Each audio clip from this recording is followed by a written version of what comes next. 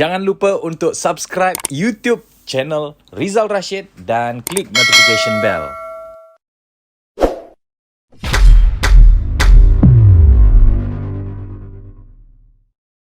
So, tuan-tuan dan puan, nak kongsikan dengan anda satu kisah tentang Jalut dan Talut.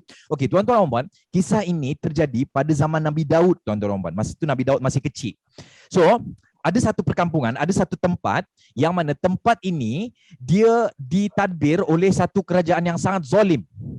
Alright, yang dinamakan sebagai Jalut. Jalut dia punya ketua lah. So, kerajaan tu sangat zalim dan masyarakat pada masa itu macam tak puas hati lah. Tapi kalau nak membangkang, dia akan ada hukuman dia lah. Takut dibunuh dan seumpamanya.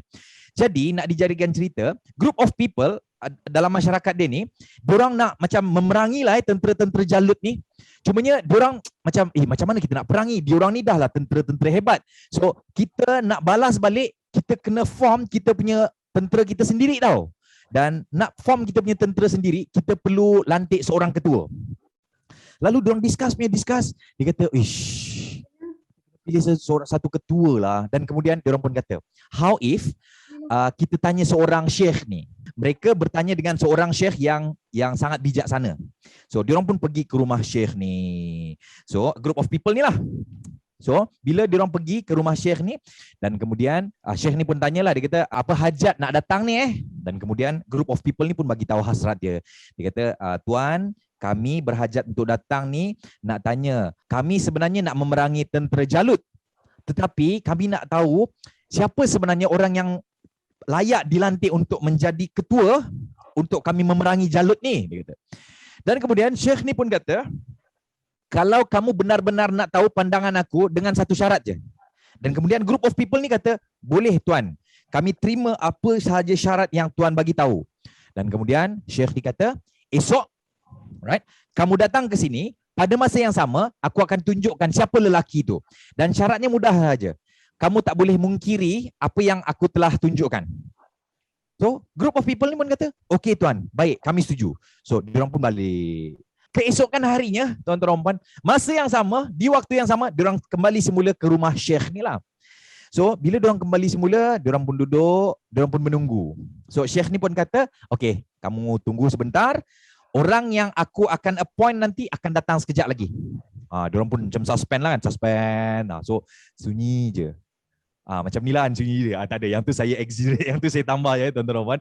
So, tak lama tuan-tuan dan puan, pintu rumah syekh ni diketuk. Diketuk, tok tok tok. So macam orang pun macam terkejut lah kan. Siapa ketuk ni kan? So orang pun macam tertanya-tanya. Semua orang tengok pintu tu kan. Dan kemudian syekh ni pun bangun, dia pun buka pintu.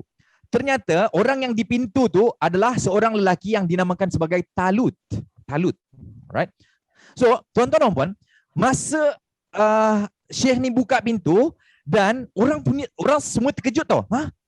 Tuan maksudkan yang ni ke yang nak jadi kami punya ketua untuk memerangi Jalut? Dan kemudian masa tu syekh ni bagi tahu, saya kan dah bagi tahu kalau saya dah pilih, anda semua jangan mungkiri. Dan kemudian diorang pun setujulah dan akhirnya tuan-tuan dan puan, Talut pun memang sah dipilih dan mereka pun bersetuju untuk memilih Talut sebagai komander untuk memerangi tentera Jalut. Alright? So, tuan-tuan dan puan-puan, kenapa dia orang tak setuju? First kali, Talut ni dia bukan orang bangsawan tau. Dia hanya petani saja. Dia hanya orang biasa saja.